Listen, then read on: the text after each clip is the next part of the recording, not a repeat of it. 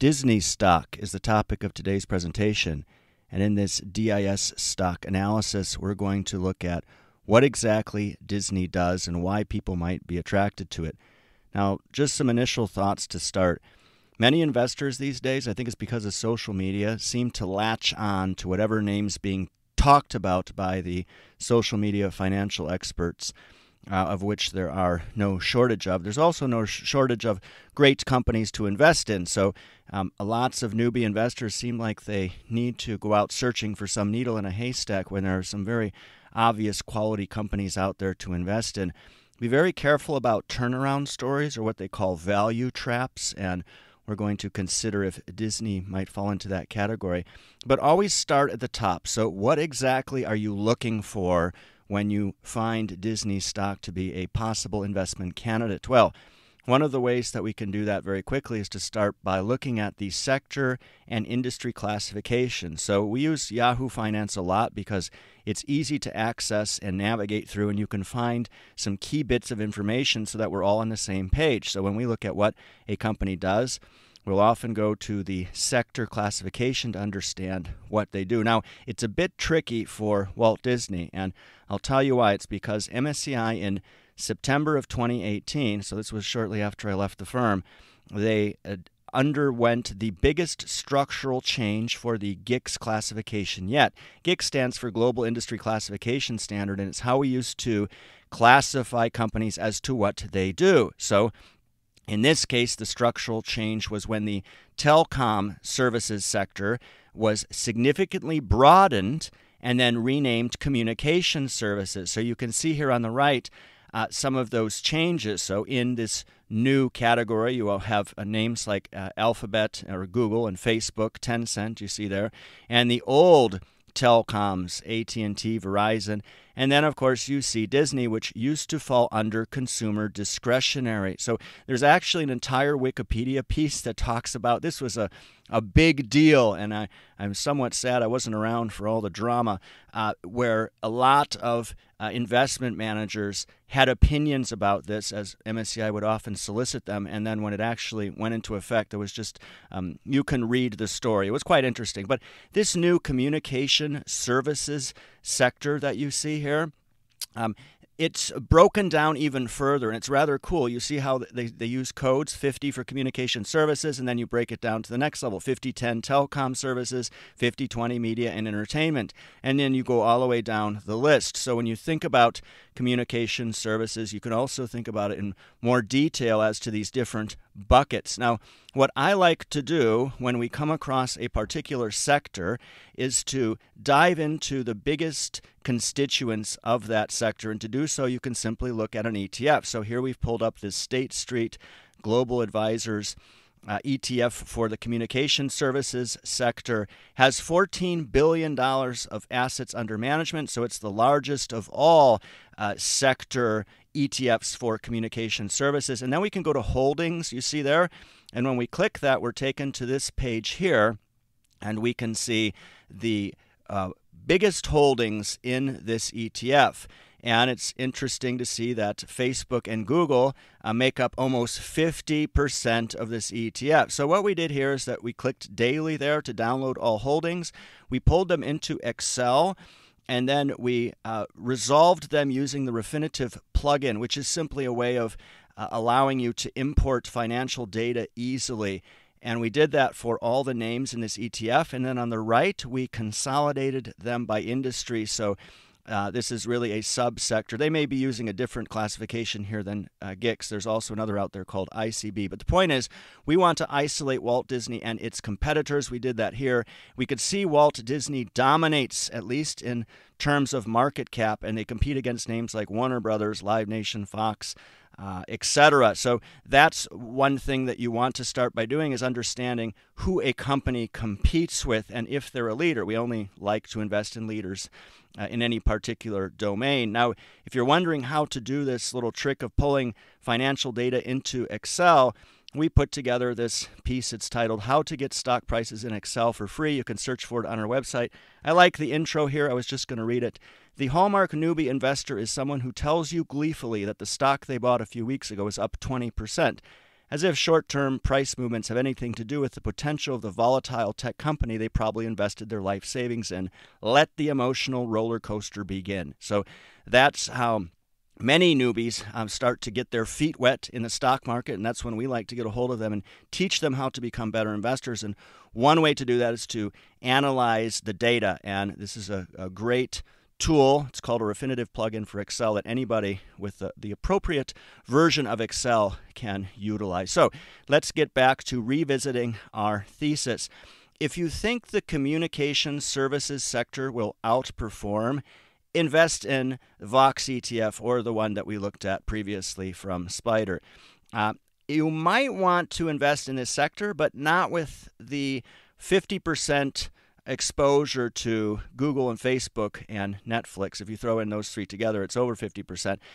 We could invest in the media and publishing subsector where Walt Disney is the leader by size, but you'd probably need a custom ETF from MSCI to do that, or say a custom index, and then you would create an ETF around it. I'm not aware of an ETF that covers that particular niche. What's happening here, I think, with Disney is that the price volatility and 52-week lows that you can see in the right here, this is a 5-year chart taken from Yahoo Finance, are attracting people. And Disney is a household name, so it's something very familiar for investors already. And the question here, is this a value trap or value? Well, now that we've talked about where Walt Disney sits in the bigger picture of equities investing, we can look at the 10K. Now, right away, we're shown some vanity metrics that we need to be very careful about. So they want to talk about all their channels here. You see the Disney Channel, ESPN. So our YouTube channel here is about 95% male. So every one of those investors will be, most of them, at least half that are from America, will be very familiar with ESPN and probably watch it rather frequently. So it's then easy to equate that with Disney when in fact that may be a very small component of where Disney drives their revenues and operating income from. And you can see Nat Geo, etc. Some more vanity metrics here, stations they own in large markets like New York, LA, Chicago. But what we want to focus on today, simple metrics to understand this complex business. What we're not going to focus on, which a lot of people do, and rightfully so, is Disney's excessive participation in ESG or DEI, what movies they choose to make and how they're made, Bob Iger or whatever internal controversy is being discussed, and Disney's willingness to participate in identity politics. So I wanted to define this term quickly because it's used a lot, and I don't think people really think about what it means, and it's a tendency for people of a particular religion, ethnic group, social background to form exclusive political alliances and move away from broad-based party politics. And this is very dangerous. So the more that you separate people into tribes, the less likely they are to communicate, the more they isolate, and the more they fight. Now, Papua New Guinea, I took this picture here in Mount Hagen. This is one of the more shadier places I've ever traveled to. It's the most linguistically diverse country in the world. I think they speak over 880 languages, and one of the most dangerous. They will just take your stuff. A gentleman from Australia and his girlfriend were there just months before I was there. And some gentleman came along and wanted his girlfriend, and he wouldn't give her up, so they shot him with bows and arrows. So that's this sort of primitive environment, what a society will end up acting like when you start to fragment them and they start fighting. So Disney should be bringing people together, not fragmenting them, and that's what we're going to leave that with. Let's take a look at fragmentation of Disney's revenues. So here we have two major segments, and we're going to start with the obvious elephant in the room. Why did Disney Parks, Experiences, and Products increase their revenues 73% from 2021 to 2022? Well, that's the effects of the Rona, right? So what we can then look at is say, what sort of revenues were they seeing from that segment before the Rona hit? So we can go to 2019, around $26 billion. They're seeing around $28 billion. So that's about right. So they've resumed business as usual. Now, what's interesting here is that This segment, Disney Parks Experiences and Products, drove 65% of their 2022 profitability, but was only 34% of revenues. Is this a cash cow that's funding the other segment, which is Disney Media and Entertainment Distribution? When we refer to cash cows, we're referring to what's called the BCG matrix, something every MBA would learn. And it's rather interesting and useful. So you can see here, low growth, high market share, that's your cash cow. You can't grow it anymore.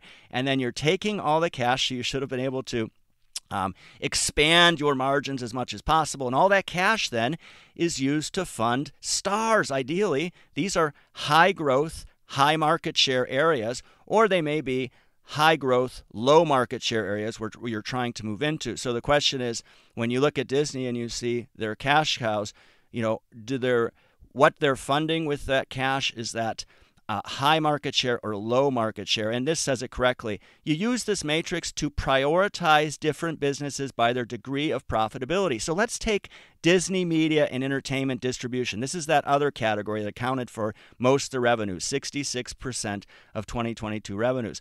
What they've done here is they've further divided that down. Look at this. So you have, of that larger segment, then you have subsegments: linear networks, so that's regular television for all practical purposes; direct to consumer, so this would be their subscription offering; and content sales, licensing, and other. Not so important to understand what these subsegments do. Just pay attention to the below. Look at where 30% margin is coming from. Linear network, so that's their cash cow. Then you have direct to consumer. Now, I don't know much about that. I know there are people that analyze the potential of this segment, and that would be the next place to go here. You can see that they're operating that at a loss for a reason, probably to capture as much market share as possible. And then they're also operating their content sales and licensing at a loss too, for whatever reason. So the next place to go in a Disney stock analysis would be to go in this direction and try to figure out what sort of potential lies down that path. Now, just to conclude, media and entertainment, these are fickle industries where companies need to spend a lot to stay on top of trends that can change as quickly as they fall into order. So Disney may lead the pack, but they've never shown any signs of consistency for dividend growth. As a matter of fact, they cut their dividend in 2020 because of the Rona. So this would never come across our radar. We invest either in disruptive growth or dividend growth. Those are the two areas that we look at. This isn't a growth company. It's not a value company. It's very complex with many moving parts. And I think the next step there would be to probe direct-to-consumer economics and possibly the other subsegment, content sales, licensing, and other. Now, I put up another video here that you might want to watch. But before you watch that, please click this Nanalyze logo on the right. Subscribe to our channel. We don't run ads. We need your support. Thanks for taking the time to watch this today.